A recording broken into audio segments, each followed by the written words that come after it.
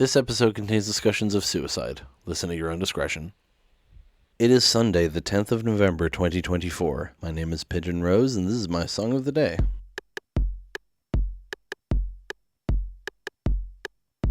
We're at the end of the week here, and today we're talking about a song that I've wanted to talk about for ages. I was going to talk about it weeks ago, actually, but I ended up postponing it because I messaged the lead singer of the group on Instagram, hoping to get some comments from him like I did with Lavender about the song, but unfortunately he has not replied. And at this point, I don't want to wait any longer. I just want to talk about the fucking song. So that's what we're doing. That song is Now the One You Once Loved Is Leaving by the band Lydia. Lydia is not a band that I would have discovered on my own. My boyfriend showed them to me back pretty early on in our relationship. I specifically remember he has the CD of the album this song is on, which is called Illuminate from 2008. It's the band's second album. And he put the CD in my laptop and we listened to this album all the way through in my room. And it kind of took me a bit to get into it, but no. I liked it right away, but it took me a few songs to kind of get into it. But then this song, which is the final track on the standard edition of the album, there's also a bonus track, which is unfortunately not on streaming services. You hate to see it because it's actually my boyfriend's favorite song of the album, I think. But this is the final track in the album proper. And I liked all the songs up to this, but this is the song that really captured me. And is it any shock because it's the last track and also the longest? I'm so fucking predictable. Anyway, this is just this band that was not on my radar at all, and I've never come across them in the wild since. So I'm so glad that he showed them to me because now I really like them. And I've listened to their whole discography since. Their middle albums are honestly pretty bad. Well, not bad, just kind of mid, boring a bit. But their recent album, I Was Someone Else, is actually quite good. And they've released a few singles over the last few years that have also been quite good. But anyway, this whole album is great and this song is great. And I don't think I need to give you any more of a preamble about it. So let's just go and listen to it and then come back in a few minutes and talk about it.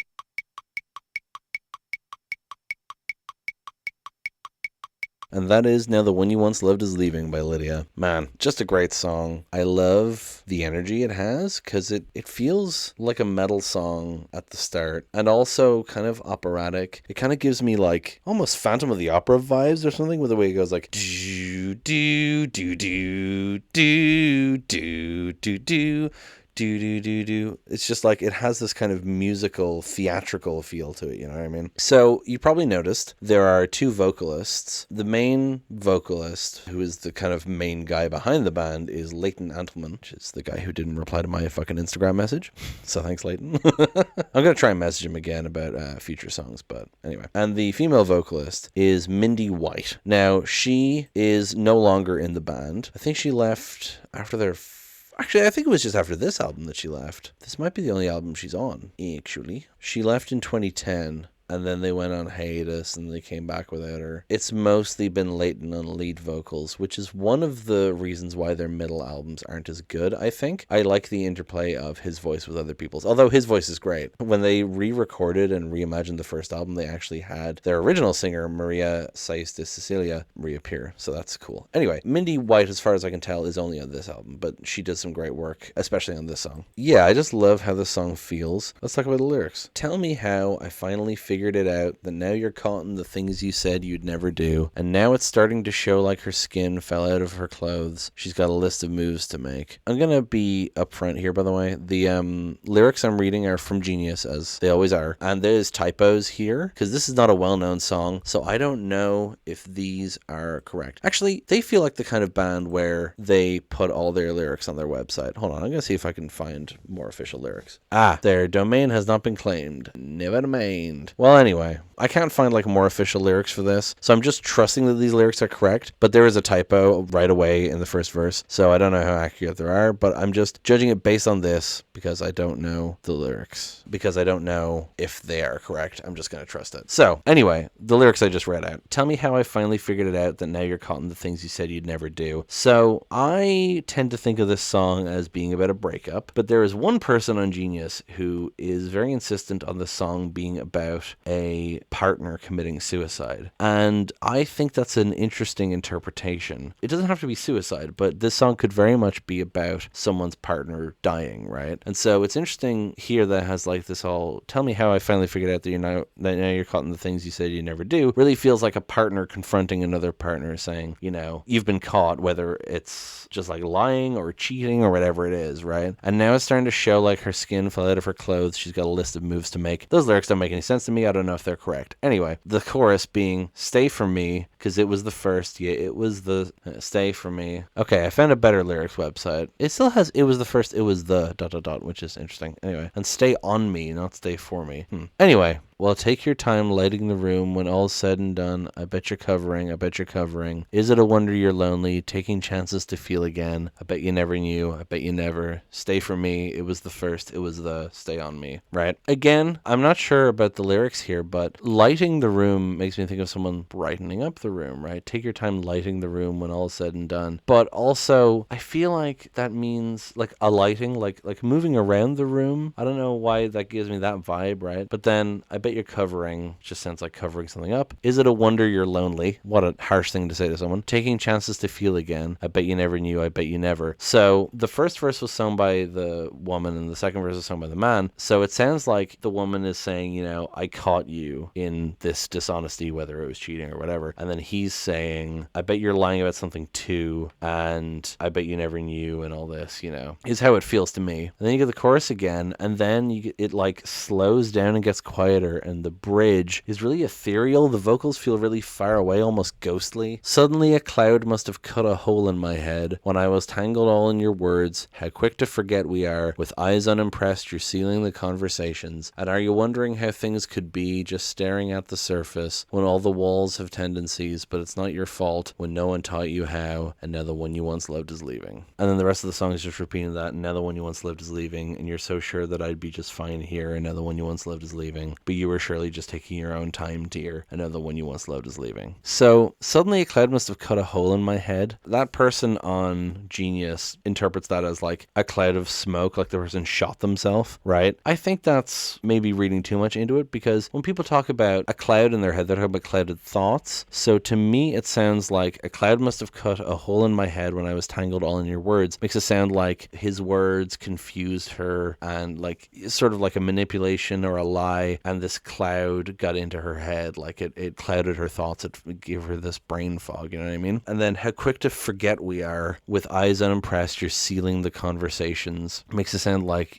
trying to move on, like the boyfriend's trying to ignore or move on from the conversation, and obviously she's not doing that. And are you wondering how things could be, just staring at the surface when all the walls have tendencies, but it's not your fault when no one taught you how. Again, it just sounds like he's making excuses, and now the one you once loved is leaving. And that's what makes it so final, right? It's like, you've done this bad thing, and now the one you once loved is leaving. It doesn't matter about what you said, doesn't matter about the lies you've told, the one you once loved is leaving. It really cuts to the quick. And then the male vocalist coming in saying, and you're so sure that I'd be just fine here, but you were surely just taking your own time, dear. Again, it just sounds like he's talking back to her, right? That's my interpretation of it, is like essentially an argument, a breakup argument between a man and a woman. The man's been caught in something, and he's like trying to justify it or throw it back in her face, but it's not working, you know what I mean? The death interpretation is an interesting one. I don't think it's necessarily the quote-unquote correct one, but you can read that into it, because like the one you once loved is leaving, being like she's leaving this earth, she's going to heaven or hell, as the case may be. And also the stay for me, I feel like that feeds into the idea that it's a suicide, like please just stay, right? Yeah, so I wish Leighton had gotten back to me, because I would like to know more about these lyrics, but I do really like them, and I love the vocal delivery of both Leighton and Mindy, and I love how this song sounds, and I look forward to talking about more Lydia, because I do very much enjoy them. And that is the end of this week of music. Now I am going to have to go back and edit some previous episodes, so me saying this will make no sense to you because I've already done that. But 2 days ago, Desert Bus for Hope started, which is a charity fundraiser that I support every year. And this year I'm doing this podcast, so I'm talking about it here. But I'm talking about it again today, specifically because next week's theme is going to be Desert Bus. Now, I'm specifically going to be talking about songs that I first heard or first discovered through Desert Bus or have come to associate with Desert Bus. Because there's some bands that I know outside of Desert Bus, but they've performed them, or they've had them on as guests, or they've done covers. So that's what I'm going to talk about next week, and I'll be talking more about the fundraiser as we go, of course, because I'm me. But until then, thank you so much for listening. Please hit like, hit subscribe, leave a comment down below, tell me what you think, tell other people about this show. Thank you so much for listening, and I will talk to you tomorrow. Break it down.